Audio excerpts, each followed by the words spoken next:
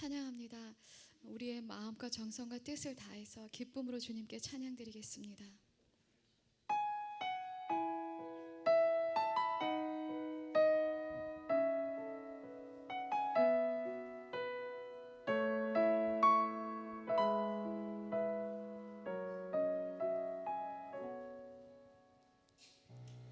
주 없이 살 수 없는 죄인의 구주여, 그 귀한 보배 피로 날 구속하소서.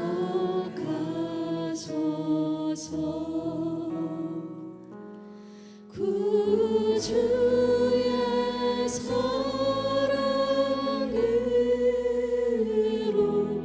흘리신 보혈이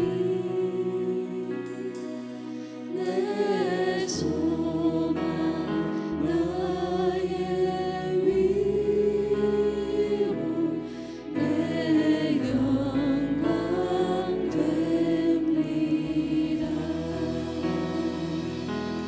주 없이 살 수 없는 죄인의 구주여, 그 귀한 보배 피로 날 구속하소서.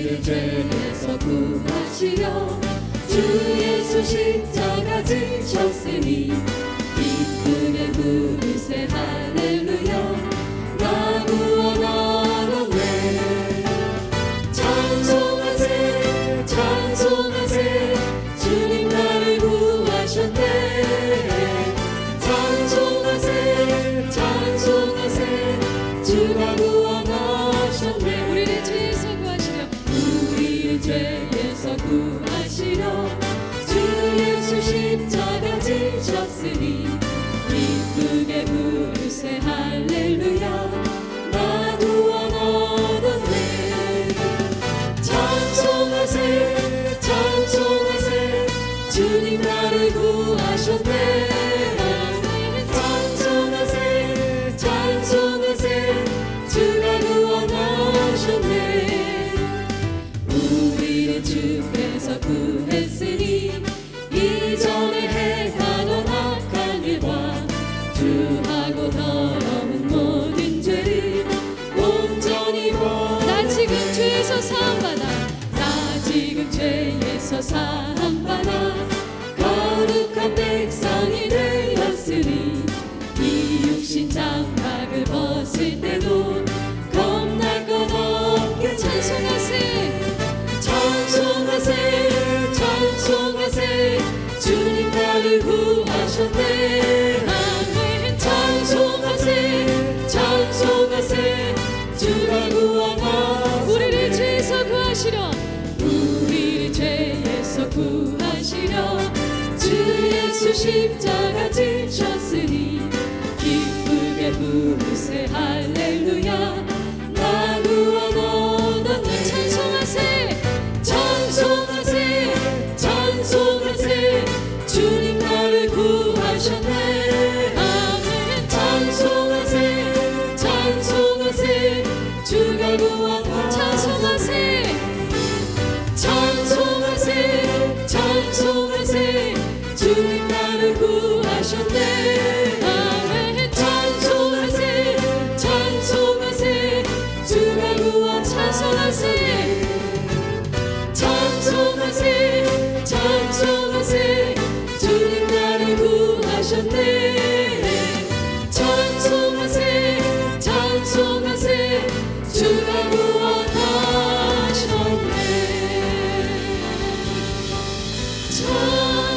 찬송하세 찬송하세 주님 나를 구하셨네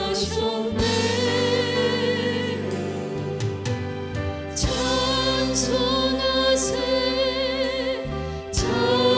찬송하세 주가 구원하셨네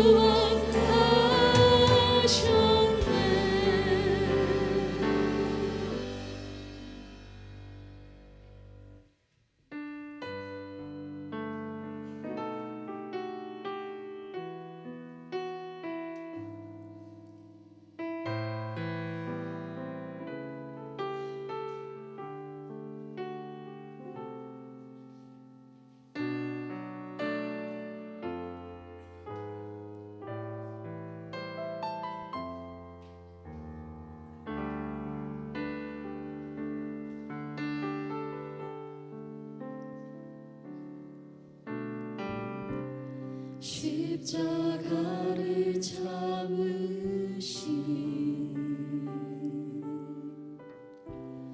어린 양 예수 내 죄 씻어주시고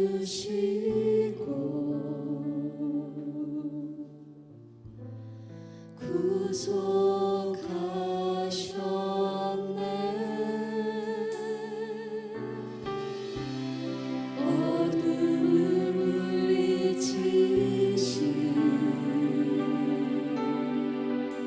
세상의 빛 예수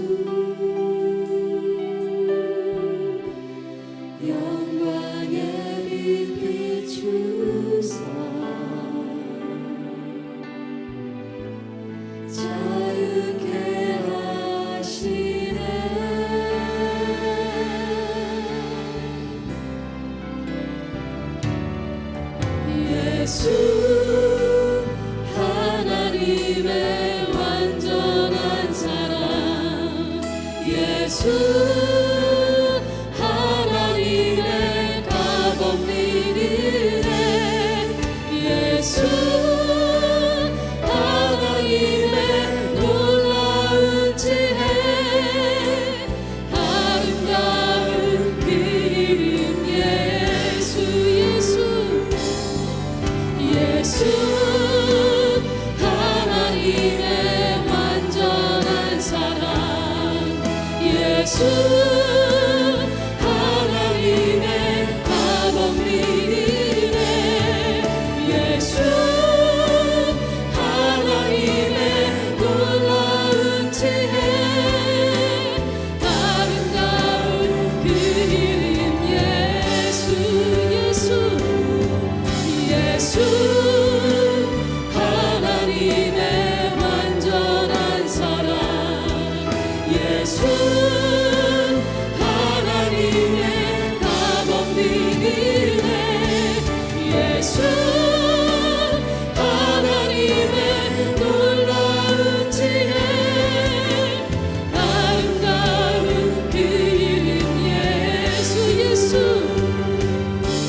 예수 하나님의 완전한 사랑 예수 하나님의 값없는 은혜 예수 하나님의 놀라운 지혜 아름다운 그 이름 예수 주 같은 분 없습니다.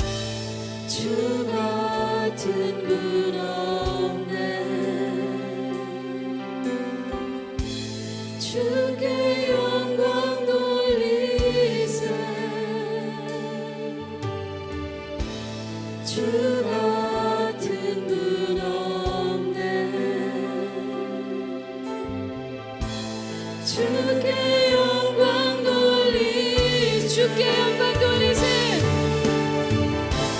주께 영광 돌리세 주께 영광 돌리 주님께 영광 주께 영광 돌리 주께 영광 돌리세 예수 산을 옮기시니 내 주는 능력의 주 그는 구원의 주 영원한 구원의 창조자 사망을 이기시고 예수 부활했네 예수 산을 옮기시니 내 주는 능력의 주 그는 구원의 주 영원한 구원의 창조자 사망을 이기시고 예수 부활했네 비추소서 주님의 빛을 찬양해 다시 사신 왕의 영광을 예수 비추소서 주님의 빛을 찬양해 다시 사신 왕의 영광을 비추소서 주님의 빛을 찬양해 다시 사신 왕의 영광을 예수 비추소서 주님의 빛을 찬양해 다시 사신 왕의 영광을 예수 산을 옮기신 내 주는 능력을 함께 자리에서 일어나서 찬양드리겠습니다. 구원의 주 영원한 구원의 창조자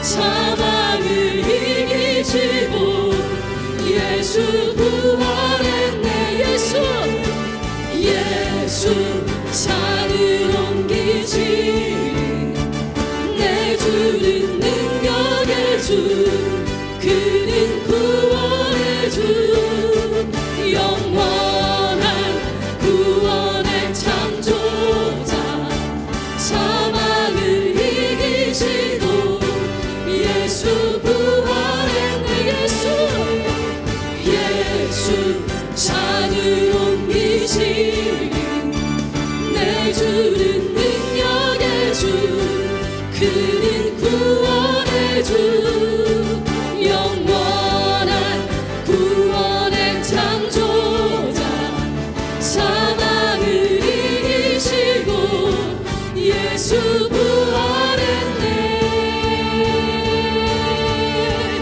예수 산을 옮기시는 내 주는 능력의 주 그는 구원의 주 영원한 구원의 창조자 사망을 이기시고 예수 부활했네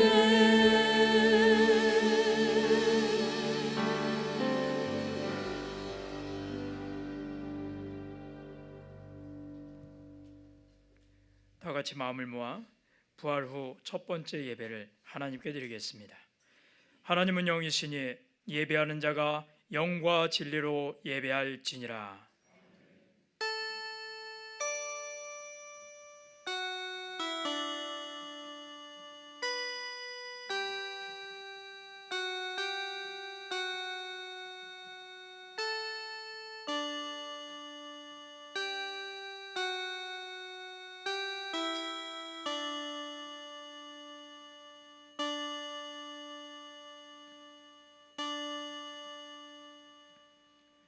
부활의 참 소망으로 저희를 찾아오신 주님, 새로운 생명을 주심을 감사드리며 주님 앞에 나아오는 이 예배를 기쁘게 받아 주시고 주님의 평강을 내려 주옵소서. 평화의 왕으로 오신 예수 그리스도 이름으로 기도하옵나이다.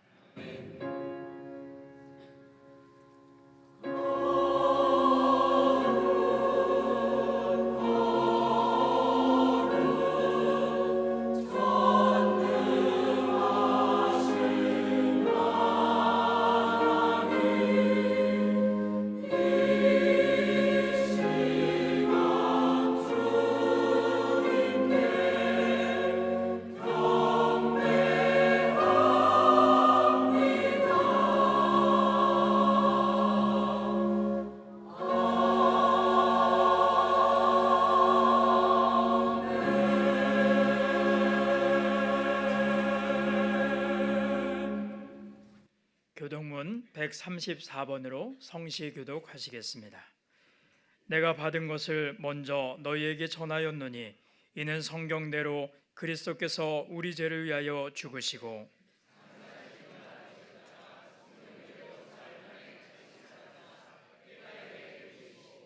후에 12 제자에게와 그 후에 500여 형제에게 일시에 보이셨나니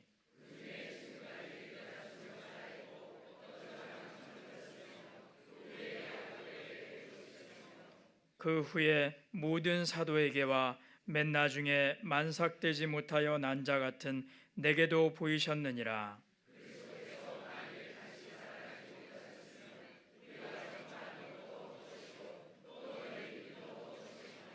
만일 그리스도 안에서 우리가 바라는 것이 다만 이 세상의 삶뿐이면 모든 사람 가운데 우리가 더욱 불쌍한 자이리라.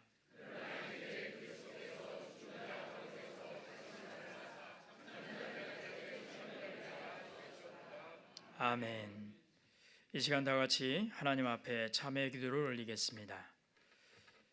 주님, 부활 후에도 저희 가운데 40주야를 보내시며 제자들을 친히 찾으시고 죽음과 죄악을 이기신 승리와 용기, 희망을 주심을 감사드립니다. 그럼에도 저희는 주님의 부활하심을 더디 믿으며 의심하고 주님의 부활하심과는 상관없이 여전히 무덤 가운데 죽음의 길 가운데 두려워 떨며 죄의 습관 속에 젖어서 하나님의 능력과 은혜를 잊어버린 채 살았습니다. 주님은 우리를 향하여 죽음을 뚫고 일어설 능력, 생명을 살릴 능력, 사랑할 능력을 보이셨는데 저희는 원수는커녕 가족조차도 살리지 못하고 죽이는 말을 하고 생명을 주지 못하고 사랑하지 못했습니다. 이 시간 저희의 마음과 말과 행동을 돌아보며 기도를 드리오니 죄를 깨닫게 하시고 고쳐 주옵소서. 이 시간 침묵 가운데서 하나님과 나만 아는 죄와 허물을 고백하겠습니다.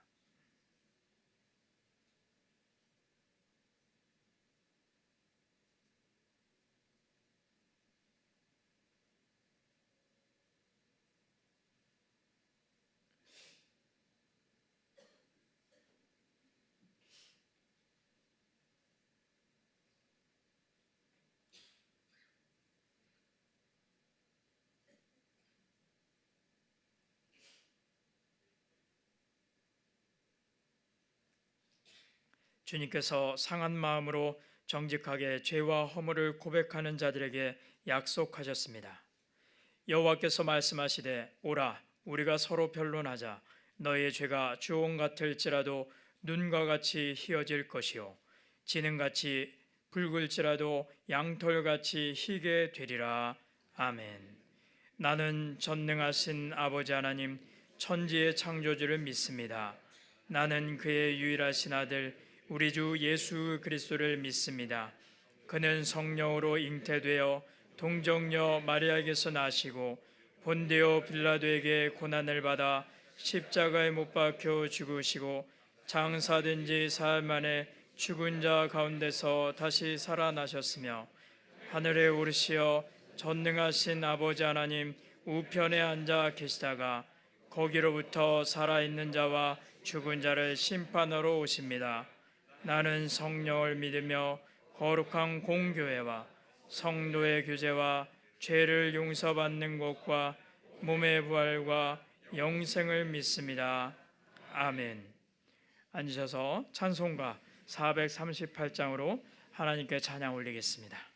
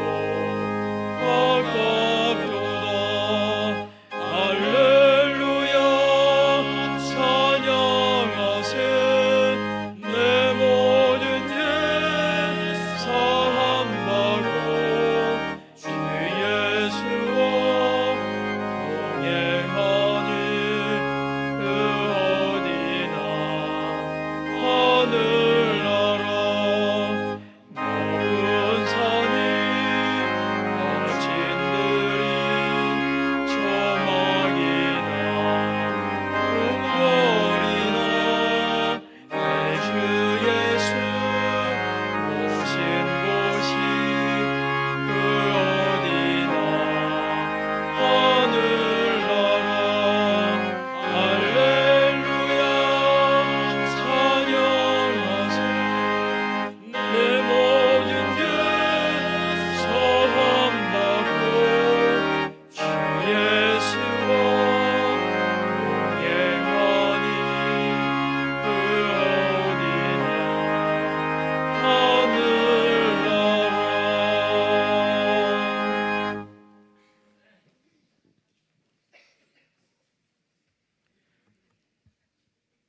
주님은 부활이시며 생명이시고 처음과 마지막이십니다. 주께서 우리를 택하시고 주님의 보혈로 거룩하고 흠이 없게 하시며 주의 자녀가 되게 하신 은혜를 찬양합니다. 마음을 다하여서 구속의 은혜를 받게 해주신 주님을 경배하며 예배하며 나아갑니다. 이제 우리의 옛 자아는 그리스도와 함께 십자가에 죽고 부활하신 주님으로부터 주어진 새 영과 새 마음이 우리의 심령 안에 자리함을 믿음으로 고백합니다. 주님의 영이 우리로 주님을 찾게 하시고 우리의 마음을 기울여 주님을 사랑하게 하시며 오직 주님 안에만 안식하게 하십니다. 모든 악한 것과 더러운 것을 멀리하고 주의 법을 사랑케 하며 우리를 낙심시키는 상황들을 만나도 주를 의뢰함으로 담을 뛰어넘는 담대한 주의 용사들이 되게 하십니다. 주의 손이 우리의 생명을 어루만지시고 영원하신 팔이 우리의 몸을 안아주시니 그 어떤 것도 우리의 마음을 빼앗을 수 없음으로 인해 주를 찬송합니다. 이토록 귀한 하늘에 속한 모든 신령한 복을 주셨음에도 불구하고 그 비밀과 예정들을 알지 못하고 깨닫지 못하여 주께서 부활하셨음에도 여전히 주리고 상한 영혼으로 살아가고 있는 저희들의 우매함을 용서하여 주시옵소서. 은과 금을 사랑하고 또 사랑하다가 나사렛 예수 이름의 능력을 잃어버린 죄를 용서하여 주시옵소서. 육신을 만족시키는 데에는 민첩했으나 우리의 영혼 성장에는 나태했습니다. 이제 주님께 나와 듣고 들음으로 우리의 영혼이 살아나게 하시고 우리를 위하여 맺으신 영원한 언약을 기억하게 하여 주시옵소서. 우리의 줄인 영혼을 주의 말씀으로 먹이셔서 배부르고 만족하게 하시며 주의 약속들을, 주의 도를, 주의 권능을 믿는 우리의 믿음을 더욱 강화시켜 주시옵소서. 그리하여 거룩하게 살며 정의롭게 행동하며 겸손하게 주님과 동행하여 이웃을 사랑하는 부활 신앙을 소유한 자의 삶을 살아가게 하시옵소서. 이 땅과 이 나라 백성을 사랑하시는 주님, 참으로 많은 복을 주셨음에도 감사가 그치고 부도덕과 음란과 방탕으로 부패한 나라가 되었음을 자복합니다. 물질의 우상, 음욕을 버리고 양심이 회복되게 하시옵소서. 공법이 물같이 정의가 하수처럼 흐르는 나라가 되게 하여 주시옵시고 좋은 사람들이 권력을 갖도록 인도하여 주시옵소서. 진실이 가득한 능력 있는 정치가들이 많이 나오도록 이 나라를 축복해 주시고 그들이 하나님을 두려워하는 사람들이 되게 하여 주시옵소서. 지금의 힘든 현실이 기도의 기회, 깨달음의 기회가 되게 하여 주시옵소서. 이 땅의 교회들을 위해 기도합니다. 잘못된 가치관과 왜곡된 복음을 되돌릴 힘을 주시옵시고 은과 금은 얻지 못해도 거룩함과 정직함은 잃지 않게 하시옵소서. 저희 사랑하시는 은강교회 모든 사역과 모임을 통해 우리 성도들이 바르게 성장할 수 있게 하시고 주의 복음을 전파하고 선교에 힘을 쓰는 건강한 교회 되게 하여 주시옵소서. 주는 그리스도시요 살아계신 하나님의 아들이심을 고백하는 신앙의 기초 위에 세우는 교회 되게 하시고 올바른 신앙 고백으로 인해서 천국의 열쇠를 소유하여 하늘과 땅을 묶고 푸는 놀라운 기도의 특권을 누리는 성도들이 되게 하여 주시옵소서. 성령의 능력을 삶에서 경험케 하시고 살아있는 믿음을 소유케 하여 주시옵소서. 사랑하는 하나님 아버지, 저희 교회에 속한 모든 구역을 주께서 감찰하시고 지켜주셔서 주님의 몸의 지체로서 건전하게 성장할 수 있게 하여 주시고 서로 연합하고 하나 되게 하여 주시옵소서. 세우신 각 구역의 구역장들과 권찰들에게 성령으로 뜨겁게 역사하여 주셔서 맡은 구역을 잘 돌보고 모든 선한 일에 풍성한 열매를 맺게 하여 주시옵소서. 당회장 목사님과 부목사님들, 전도사님들에게 영적인 지혜와 이해력, 판단력, 능력이 충만하게 하여 주시옵소서. 진실된 마음으로 복음을 전하게 하시고 목회의 창의력과 활력이 넘치게 축복하여 주시옵소서. 이 시간 복된 말씀을 전해주실 때 말씀을 받는 저희들이 하나님의 구원하심을 확신케 되며 선포되는 진리의 말씀으로 영생의 복을 누리게 하시옵소서. 참으로 기쁜 이날에 깊은 고난 가운데 있는 이들을 위로하시고 애통하는 심령과 상처받은 가정들과 함께 해주시옵소서. 병환 중에 있는 분들과 그 가족들의 마음을 만져주시고 주의 평강과 희망으로 채워주옵소서. 귀한 예배를 섬기는 모든 손길들을 축복해 주시고 성가대의 지휘자와 모든 대원들에게 은총을 내려주셔서 찬양으로 주님께 봉사하며 헌신하는 데 부족함 없는 조건들을 허락하시고 그들이 속한 곳곳에서 주님을 찬양하게 도와주시옵소서. 구속의 은총과 감격으로 드리는 찬양이 되게 하시며 예배드리는 모든 사람들이 같은 마음이 되게 하옵소서. 이 시간 주께 올려드리는 예배를 통해 저희들이 변화되어지고 새롭게 되어서 우리의 발걸음, 우리의 모든 언어가 그리스도의 복음에 합하게 하여 주시옵소서.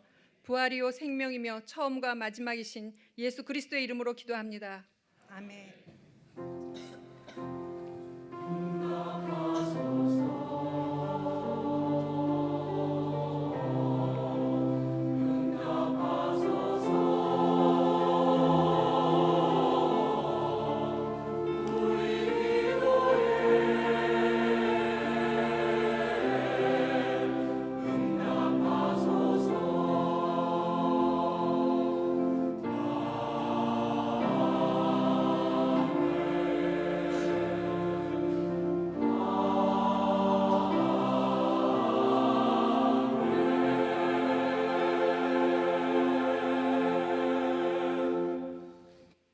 오늘 우리에게 주시는 하나님의 말씀은 사도행전 3장 11절에서 19절까지의 말씀입니다.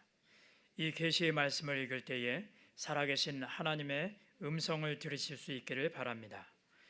나은 사람이 베드로와 요한을 붙잡으니 모든 백성이 크게 놀라며 달려나아가 솔로몬의 행각이라 불리우는 행각에 모이거늘 베드로가 이것을 보고 백성에게 말하되 이스라엘 사람들아 이 일을 왜 놀랍게 여기느냐 우리 개인의 권능과 경건으로 이 사람을 걷게 한 것처럼 왜 우리를 주목하느냐 아브라함과 이삭과 야곱의 하나님 곧 우리 조상의 하나님이 그의 종 예수를 영화롭게 하셨느니라.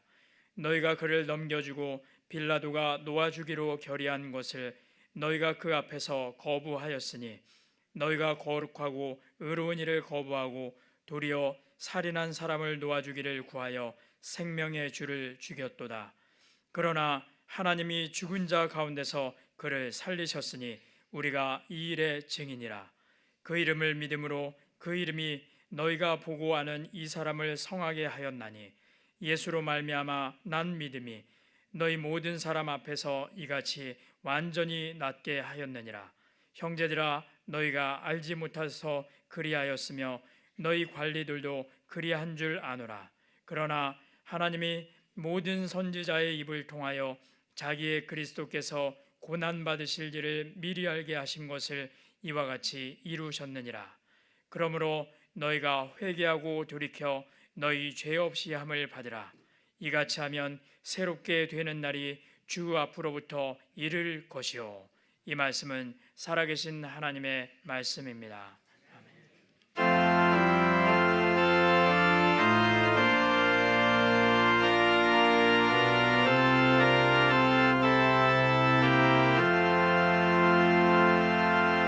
주께서 주시는 은혜 한없이 크오니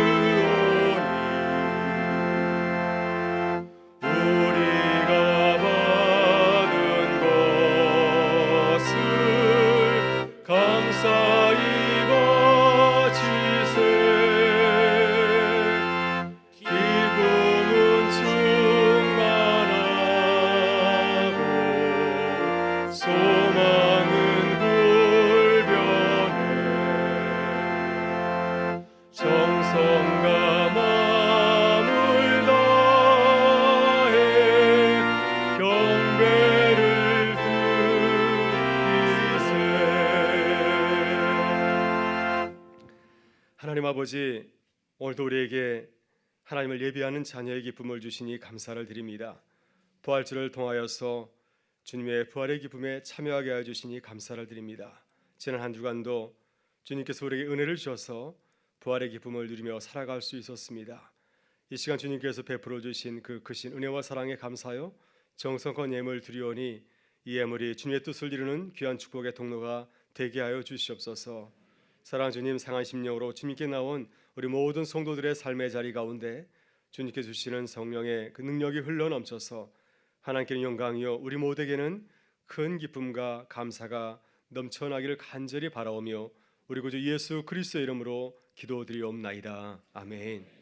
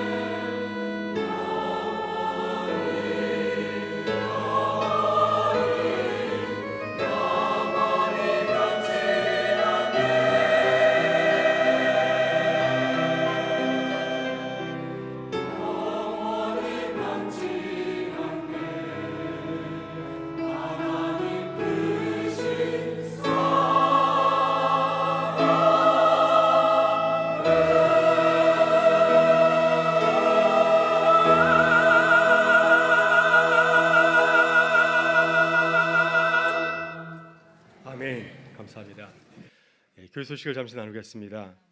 오늘 밤 찬양 예배는 에는 세교 확신반 수료식이 있습니다. 우리 교회 처음 나오시면은 5주간 세교 확신반 교육을 받고 이제 마지막 주에 저녁 예배 때 온 교우들과 함께 인사하는 시간을 가집니다. 네, 오늘 저녁에 모두들 나오셔서 또 새 교우들과 함께 인사할 수 있는 시간이 되기를 바라겠습니다. 다음 주일 2부 예배 시간에는 유아 세례식이 있습니다. 오늘까지 신청해 주시면 감사하겠습니다. 3부 예배 후에 올레가 있고요. 또 원암 선교회에서는 이번 주 토요일에 또 야외 신교 모임을 가집니다. 모두들 참석해 주시면 감사하겠습니다. 3040부에서도 이번 주 토요일에 봄 소풍이 있습니다.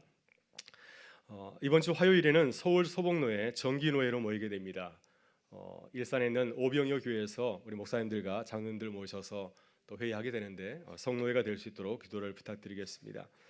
호습사역부는 이번 주 토요일에 샘물병원으로 바자회를 다녀옵니다. 잘 다녀올 수 있도록 기도 부탁드렸고요. 꿈자람 놀이터 야외 학습도 이번 주 토요일에 난지청 공원에서 있습니다. 청소년 특강이 있습니다. 지난주에 추용준 집사님께서 합격 자소서 책을 내셨는데 중고등부 학생들과 부모님들에게 특별히 특강을 준비하였습니다.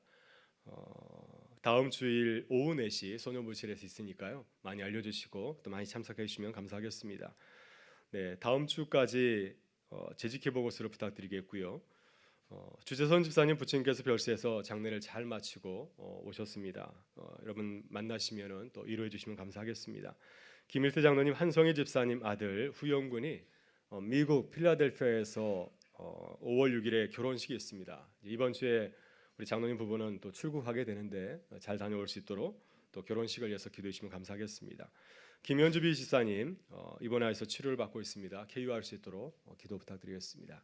이제 함께 인사 나누고 말씀을 나누도록 하겠습니다. 우리는 믿음으로 부활을 살아가는 교회입니다. 네, 한번 인사하겠습니다. 부활을 기뻐하며 살아가는 제자들이 됩시다. 네, 여러분 지난 주일은 아주 즐거운 부활 주일이었습니다. 한 주간 어떻게 사셨나요? 예수님의 부활을 경험하고 그 기쁨을 전하였던 제자들처럼 한 주간 여기저기 정신없이 돌아다니면서 복음을 전하셨습니까? 아니면 또 한 번의 고난 주간을 보내시지는 않으셨는지요? 네, 요즘 피로스 목사님은 일상 부활을 살다라고 하는 책에서 우리에게 부활의 의미를 물어보고 있습니다. 주님께서 우리에게 주신 부활의 은혜는 무엇일까요? 왜 주님께서는 우리에게 부활의 은혜를 주셨습니까? 1년 중에 하루 사순절을 마치는 날을 기념하기 위해서 부활절을 우리에게 주신 것일까요? 아니면 왜 2000년 전에 일어났던 그 역사적인 사건, 부활의 사건을 우리에게 알려주셨을까요?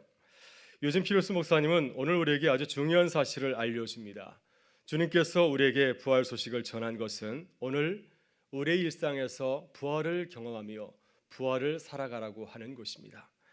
우리가 주님의 부활을 믿는다고 한다면 날마다 성령 안에서 부활의 기쁨을 누리면서 또 전하면서 살아가라고 하는 것이죠. 이것이 부활의 의미이고 또 이것이 그리스도인의 특기이요 또 의무라고 하는 것입니다. 저는 우리 일상에서 부활을 살아가라라고 하는 그 말씀이 가슴에 오랫동안 남아 있었습니다. 부활을 살아가는 거 얼마나 놀라운 말씀입니까?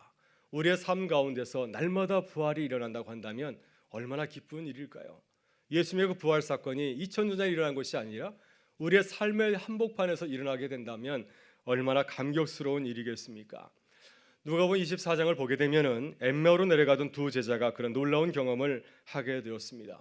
그들은 3년간 따라다니던 자신의 그 스승 예수님께서 아주 비참하게 십자가에 달려 죽는 모습을 목격하게 되었습니다. 그때 그들은 가슴에 큰 슬픔을 가지고서 절망감을 가지고서 모든 것을 내려놓고 이제 고향으로 내려가게 되었습니다.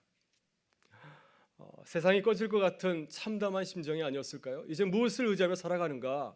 이런 마음을 가지고 내려갈 때 예수님께서 그들에게 찾아와 주셔서 그들의 그 동무가 되어 주었습니다. 그래서 그들에게 말씀을 통하여서 부활의 의미를 설명해 주었습니다.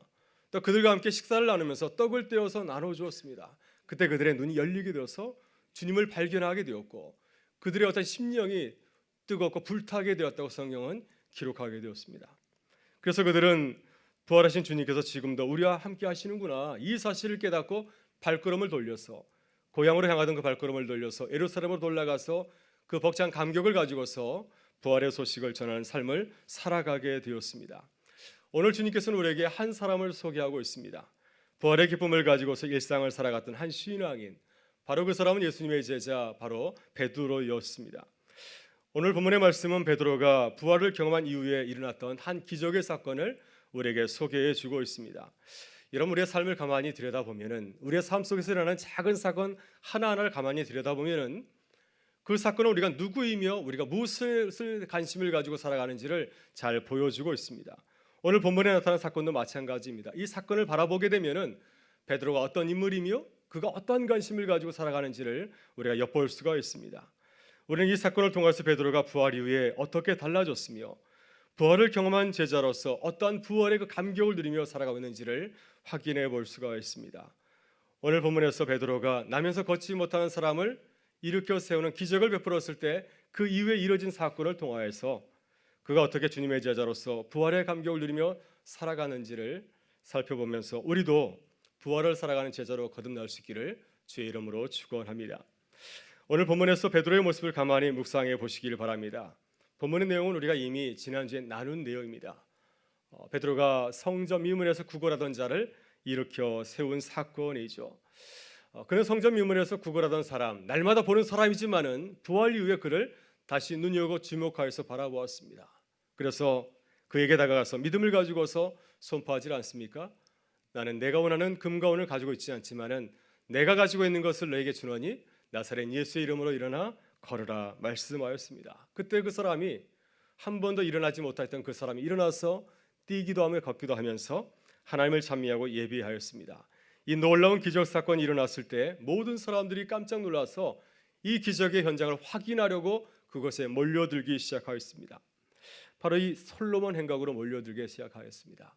여러분, 행각은 지붕과 기둥만 있고 벽이 없는, 회랑만 있는 건축물을 말합니다. 우리는 벽이 있죠. 근데 회랑은 지붕이 있고 기둥이 있지만 벽이 없는 곳입니다.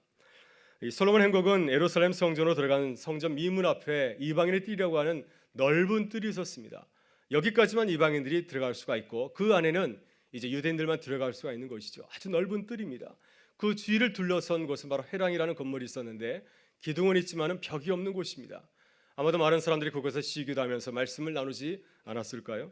우리 교회도 회랑이 있습니다. 바로 갤러리 앞에 있는 데크입니다. 지붕은 있지만 기둥이 없죠. 그래서 우리가 늘 주일마다 식사를 나누고 그것을 교제를 나누지 않습니까? 물론 솔로몬 행각은 우리가 가지고 있는 데크보다 훨씬 더 큰 규모의 그런 회랑이지만 바로 이것에 수많은 사람들이 베드로가 행한 그 기적을 확인하려고 그곳에 모였던 것이었습니다. 여러분, 이런 일이 우리 가운데 일어났다고 한다면 얼마나 영광스러운 일일까요? 이 기적의 주인공이 바로 내 자신이라고 한다면, 수많은 사람들이 나에게 관심을 보이고서 나에게 찾아왔다고 한다면 얼마나 기쁜 일이겠습니까? 근데 12절을 보게 되면 바로 그 영광의 자리에서 베드로는 뜻밖의 고백을 하고 있습니다. 같이 한번 읽어보실까요? 베드로가 이것을 보고 백성에게 말하되 이스라엘 사람들아 이 일을 왜 놀랍게 여기느냐? 우리 개인의 권능과 경건으로 이 사람을 걷게 한 것처럼 왜 우리를 주목하느냐? 아멘. 베드로는 자신이 행한 기적을 보기 위해서 그것을 확인하기 위해서 몰려든 사람들에게 어떻게 반응하고 있습니까? 그는 겸손하게 자신을 낮추고 아주 담담하게 선포하고 있습니다. 이스라엘 사람들아 왜 이를 보고 놀랍게 여기느냐? 마치 내가 특별한 능력을 가지고서 내가 특별히 경건한 사람이라서 이 일을 행한 것처럼 왜 나를 주목해서 바라보느냐?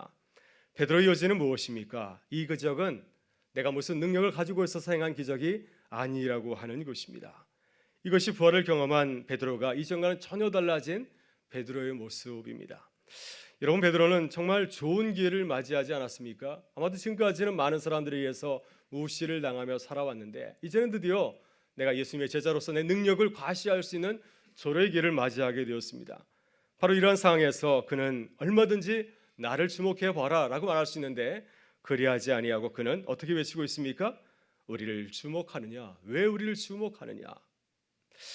어떻게 베드로는 이러한 상황에서 겸손하게 왜 우리를 주목하느냐고 외칠 수 있을까요? 우리도 모든 상황 가운데서 우리의 능력을 드러내지 아니하고 겸손하게 주님께 영광을 돌릴 수 있겠습니까? 오늘 우리가 베드로가 이 기적 현장에서 왜 우리를 주목하느냐 이 고백의 말씀을 가만히 묵상하면서 우리도 우리의 삶의 자리에서 부활을 증거하는 하나님의 사람들로 거듭날 수 있기를 간절히 바랍니다. 첫째, 우리는 나의 인간적인 모습을 주목하는 것이 아니라 하나님을 바라보아야 됩니다. 여러분, 베드로는 부활하신 주님을 만나고 고백하기 이전에는 정말 나만 알고 살아가는 사람이었습니다. 정말 자신만만한 사람들이었습니다. 자기 자신을 사랑하고 자신의 능력을 신뢰하였습니다. 그래서 그런 주님이 어떤 말씀을 하시더라도 늘 자신 있게 가장 솔선수범해서 고백하곤 하지 않았습니까? 그는 마지막 순간에도 주님께서 내가 나를 배반할 거야 라고 말했을 때도 그 사실을 강하게 부인하였습니다. 오늘 밤 닭이 울기 전에 내가 나를 3번 부인하리라. 주님께서 그에게 외고하였습니다. 그때 그는 어떻게 대답하였습니까? 내가 주님과 함께 죽을지언정 나는 주님을 부인하지 않겠나이다. 다른 사람은 주님을 부인할지라도 나는 끝까지 주님을 따를 것입니다. 나를 믿어보세요 하면서 자신을 굳게 믿고 있는 베드로의 모습을 발견할 수가 있습니다. 그러나 이렇게 자신만만하던 베드로는 철저하게 무너지고 말았습니다. 그는 3번씩이나 부인하였고 그것도 아주 하찮은 계집중 앞에서 주님을 부인하고 저주까지 하였습니다. 베드로가 주님을 3번씩이나 부인한 사건은 어떤 사건입니까? 나의 무능력한 모습을 철저하게 확인한 사건이었습니다. 그때 그가 얼마나 처참하였을까요?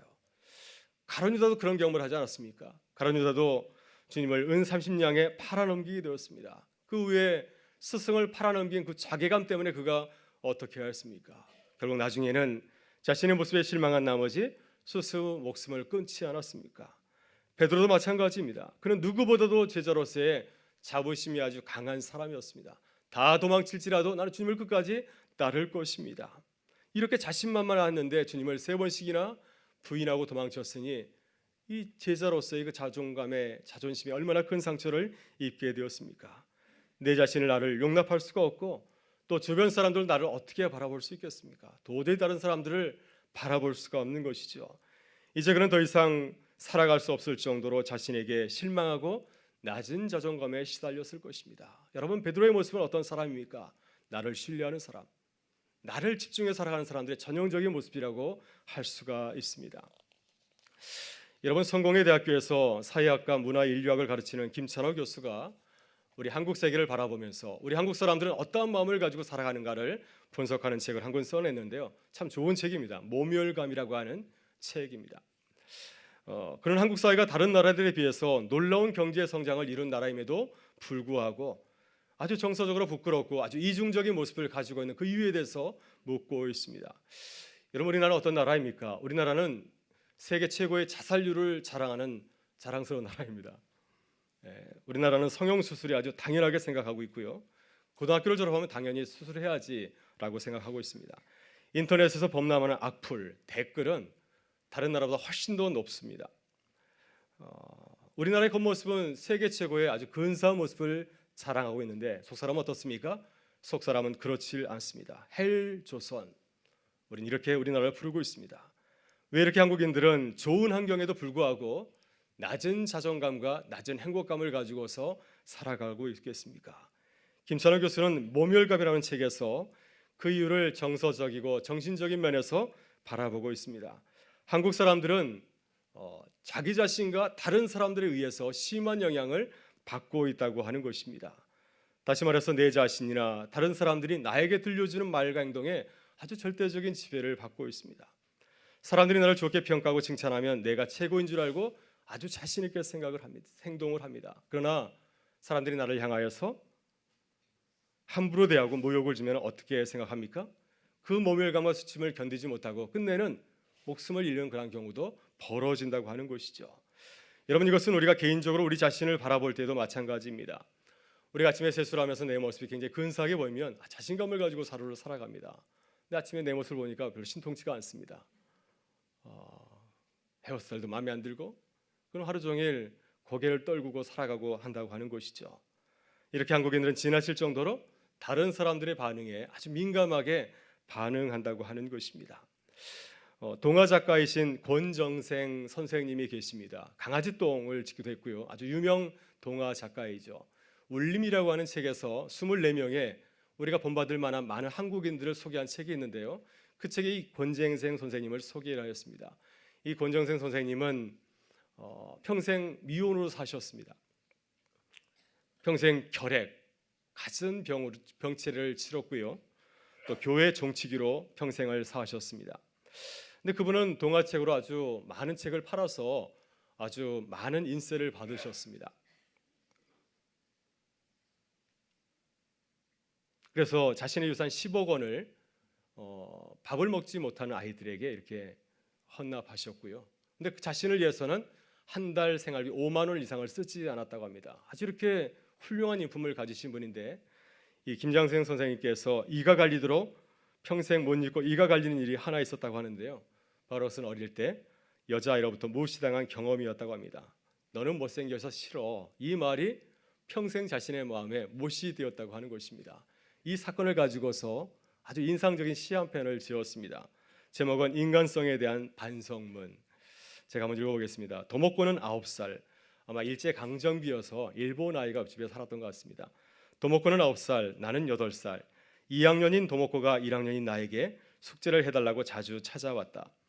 어느 날 윗집 할머니가 웃으시면서 도모코는 나중에 정생이한테 시집가면 되겠네 했다.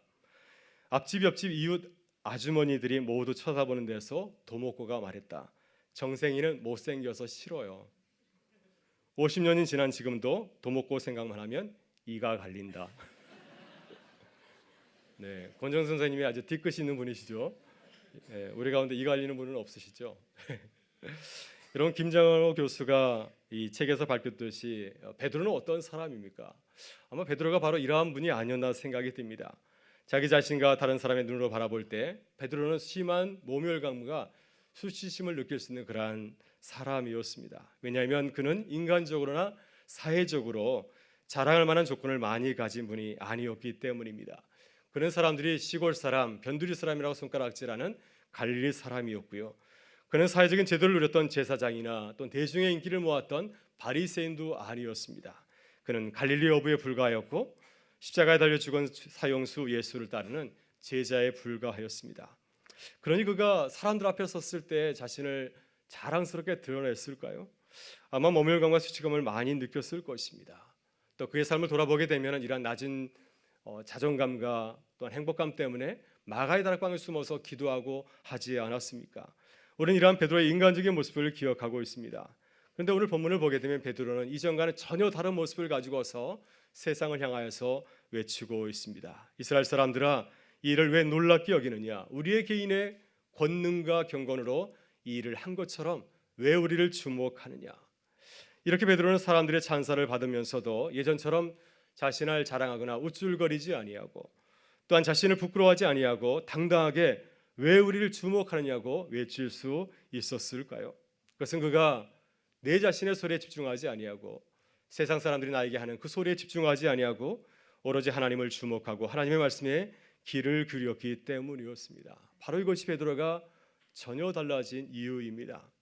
나를 지으신 하나님의 말씀에 귀를 기울일 때, 하나님의 말씀에 귀를 기울일 때 베드로는 비로소 자유로워질 수가 있었습니다.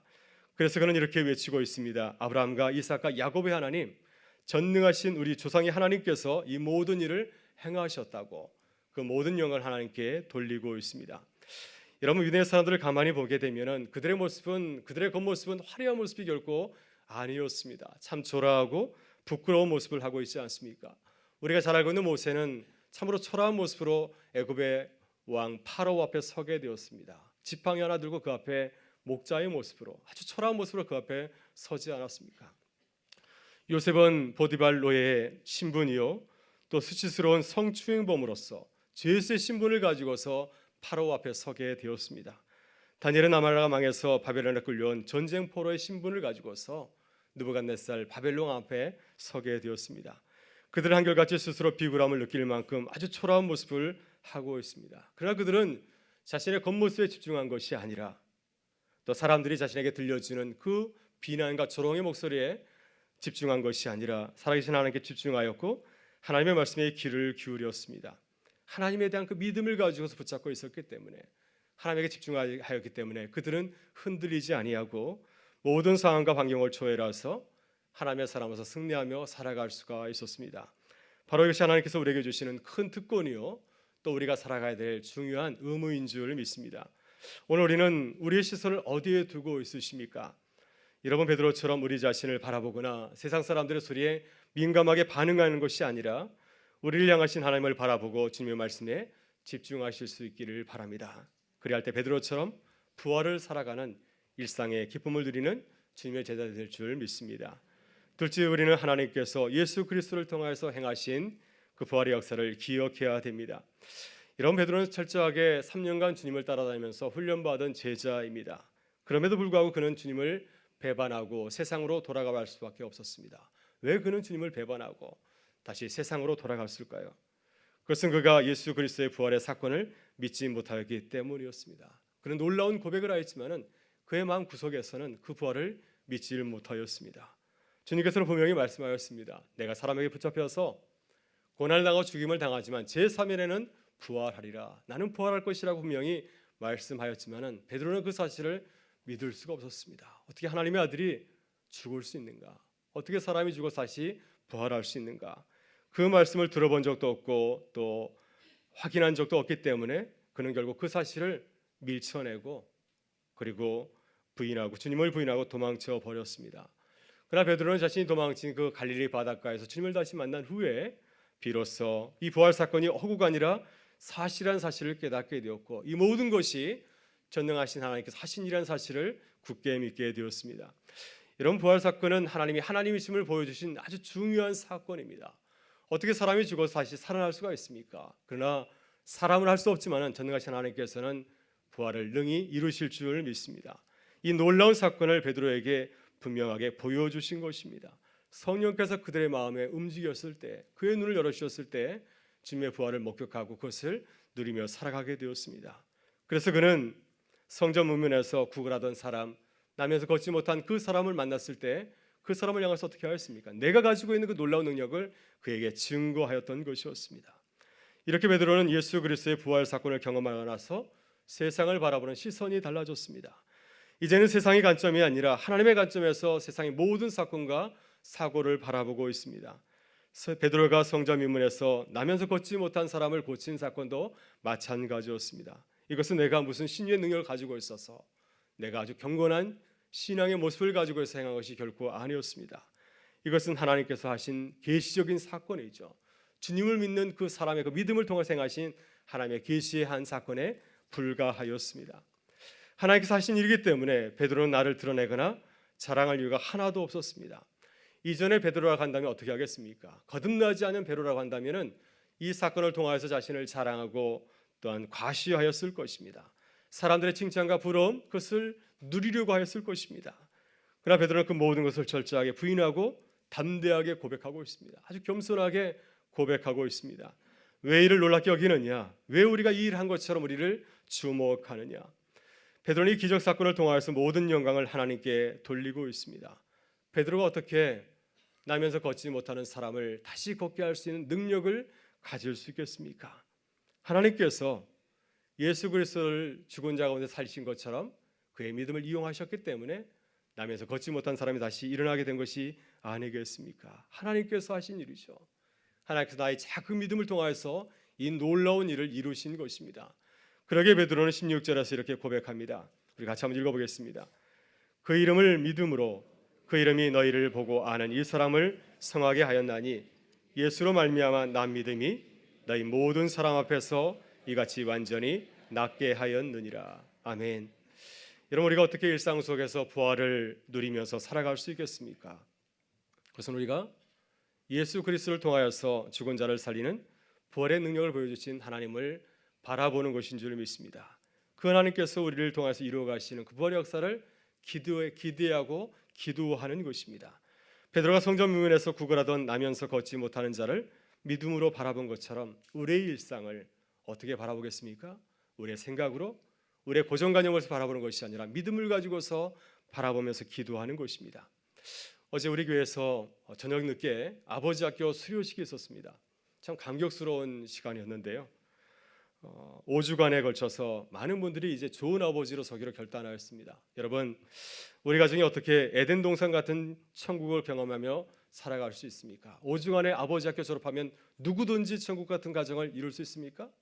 우리의 힘으로는 도저히 불가능하죠. 우리가 어떻게 천국 같은 가정을 이룰 수가 있겠습니까? 그러나 죽은 자를 살리시는 부활의 능력을 가지신 하나님께서 우리와 함께 하신다고 한다면 하나님께서는 우리를 통하여서 아름다운 가정을 이루어 가실 줄 믿습니다. 하나님께서 우리 가운데 이루어 가실 그 가정을 바라보면서 믿음으로 나아갈 때 주님께서는 우리의 작은 믿음을 사용하여서 우리의 헌신과 우리의 섬김을 통하여서 천국으로 변화되는 가정의 기쁨을 우리에게 더하여 주실 줄 믿습니다.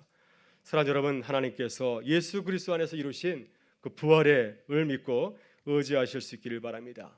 우리 예배 시간에 찬양했던 것처럼 예수님은 어떠한 분이십니까? 예수님은 산을 옮기시는 능력의 주신 줄 믿습니다. 주님은 부활, 죽음의 권세를 이기시고 부활하신 분이십니다. 그 주님을 신뢰하고 의지하실 수 있기를 바랍니다. 부활하신 주님께서 행하실 일을 기대하실 수 있기를 바랍니다.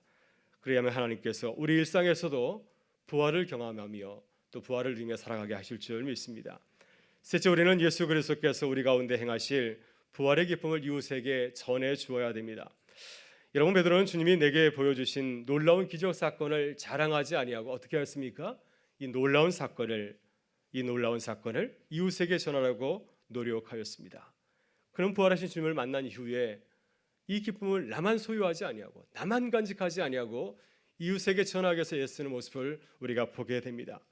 베드로는 내가 경험한 부활의 기쁨을 전하였습니다. 그가 주님을 부인하고 도망쳤을 때 영적으로나 육적으로나 죽은 자였습니다. 자신이 따르던 스승을 배반하고 도망쳤으니 무슨 낙을 가지고서 이 세상을 승리하며 살아갈 수 있겠습니까? 그때 주님께서 이러한 못된 나를 버리지 아니하시고 찾아오셔서 부활의 기쁨을 전해 주었습니다.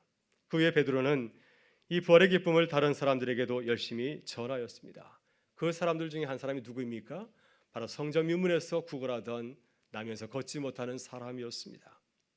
그는 성전 묘문에서 죽은 자처럼 살아가던 그를 바라보았을 때 그를 주목하여 바라보았습니다.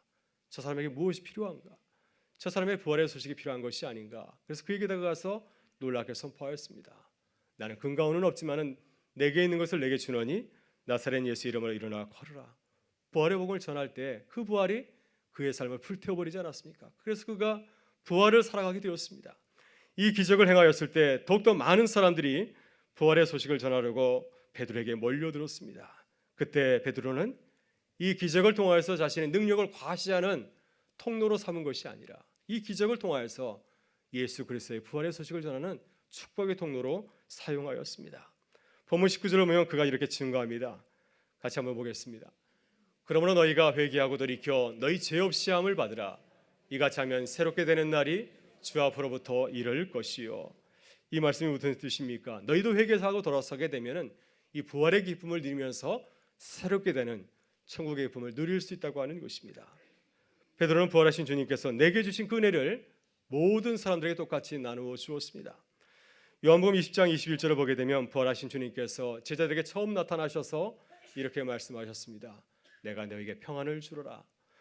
하나님께서 나를 보내신 것처럼 나도 너희를 보내노라. 이 말씀을 하시고 그들을 향하여서 숨을 내쉬면서 성령을 받으라 하였습니다. 주님께서 그들에게 성령을 부어주셨을 때 그들이 새롭게 일어서서 다시 그들도 부활의 증인으로 부활의 기쁨을 누리며 살아가게 되었습니다. 이 놀라운 은혜를 받았기 때문에 베드로는 이것을 나만 소유한 것이 아니라 솔로몬 행각에 모여든 모든 사람들에게도 그대로 전한 것이었습니다. 바로 이것이 일상에서 우리가 부활을 살아가는 증인의 모습인 줄 믿습니다. 오늘 본문을 보면 베드로를 통하여서 부활의 놀라운 소식이 세상으로 점점 더 퍼져나가고 있습니다. 처음에는 주님이 베드로에게만 이 소식을 전하지 않았습니까? 그런데 베드로가 이 소식을 나만 갖고 있었던 것이 아니라 성전 윗문에서 나면서 걷지 못하는 죽은 자 같은 그에게 이 소식을 전하게 되었습니다. 그때 놀라운 기적이 일어나게 되었고 이 기적을 통해서 많은 사람들이 모여들게 되었을 때 베드로는 그 모든 사람들에게 이 부활의 소식을 전하고 기쁨을 나누었습니다. 베드로가 주님의 부활을 나눌 때 점점 더 많은 사람들이 부활의 소식을 누리며 살아가게 되었습니다. 그 소식이 전해져서 오늘 우리에게도 전해준 줄 믿습니다. 사랑하는 여러분, 오늘 우리는 누구를 주목하면서 살아가고 있습니까? 날마다 순간마다 부활하신 주님을 바라보실 수 있기를 바랍니다. 주님께서 우리를 통해서 이루실 그 일을 기대하면서 기도하실 수 있기를 바라고요. 주님께서 우리에게 행하신 그 놀라운 그 기적의 사건들을 우리만 소유하는 것이 아니라 만나는 모든 사람들에게 나눠주는 주님의 사람들 되실 수 있기를 바랍니다. 그래서 날마다 부활을 살아가는 기쁨을 누리고 나누는 이 놀라운 은혜가 항상 우리 함께 하실 수 있기를 주의 이름으로 축원합니다. 우리 다 같이 일어나셔서 함께 찬양하며 나가겠습니다.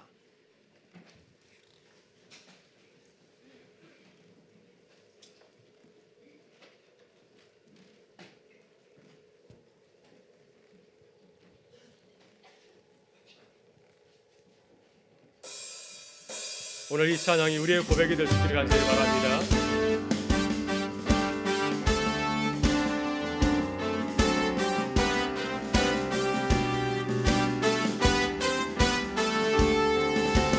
예수 산을 옮기시는 내주는 능력의 주, 그는 구원의 주, 영원한 구원의 창조자, 사망을 이기시고 예수 부활했네. 예수 산을 옮기시는 내주는 능력의 주, 그는 구원의 주, 영원한 구원의 창조자, 사망을 이기시고 예수 부활했네. 예수 산을 옮기시는 내주는 능력의 주, 그는 구원의 주, 영원한 구원의 창조자, 사망을 이기시고 예수 부활했네. 주소서 주님의 빛을 찬양해 다시 사신 왕의 영광을 예수 비추소서. 주님의 빛을 찬양해 다시 사신 왕의 영광을 예수 산을 옮기시는 내주는 능력의 주, 그는 구원의 주, 영원한 구원의 창조자, 사망을 이기시고 예수 부활했네. 예수 산을 옮기시는 내주는 능력의 주, 그는 구원의 주, 영원한 구원의 창조자, 사망을 이기시고 예수 부활했네. 예수 산을 옮기시는 내주는 능력의 주, 그는 구원의 주, 영원한 구원의 창조자, 사망을 이기시고 예수 부활했네.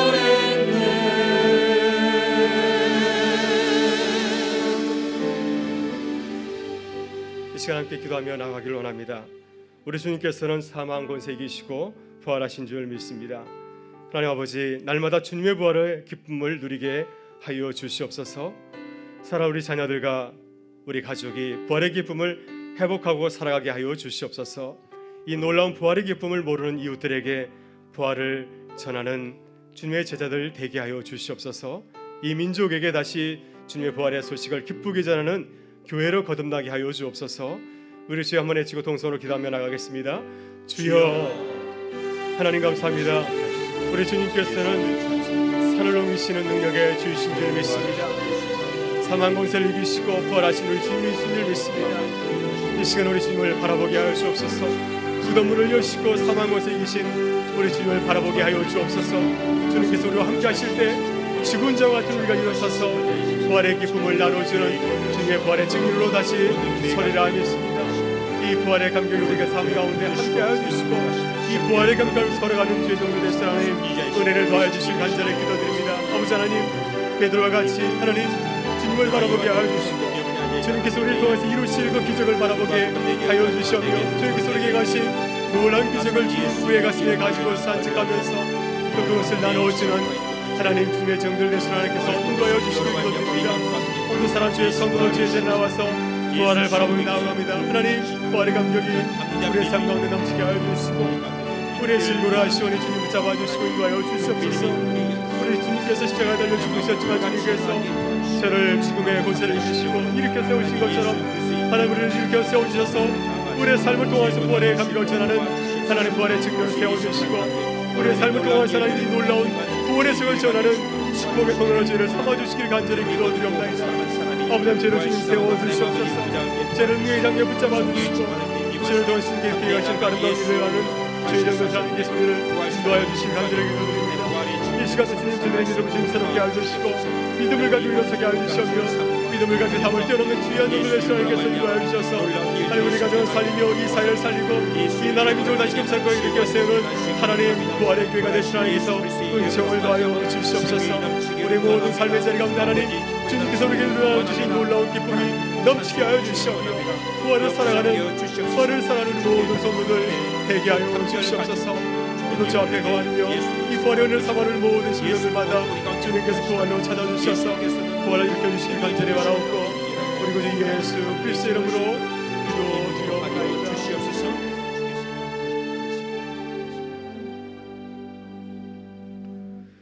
참 좋으신 우리 아버지 하나님, 우리의 죽은 자들 가운데서 부활하신 우리 주님과 동행하여 해주시니 감사를 드립니다. 주님 우리가 매일매일 주님과 함께 부활을 살아가게 하시려고 부활하셨사오니 우리도 주님과 날마다 부활의 능력과 기쁨을 누리며 살아가게 하여 주시옵소서. 우리의 시선이 우리 자신이나 세상에 머물지 아니하고 베드로가 부활하신 주님을 주목하고 주님이 우리 가운데 행하신 일을 주목하고 주님의 부활을 경험하지 못한 사람들을 주목한 것처럼 우리도 주님의 부활을 경험하고 이 은혜를 나누면 기쁨을 누리게 하여 주시옵소서. 주님 오늘도 우리는 주님의 부활의 능력을 삼하며 나왔습니다. 주님께서 베드로를 찾아가셔서 부활의 능력을 더하여 주신 것처럼 우리에게도 찾아오셔서 만나주셔서 다시 일어나게 하여 주시옵소서. 베드로처럼 부활의 능력과 기쁨을 누리고 전하며 살아가게 하여 주시옵소서.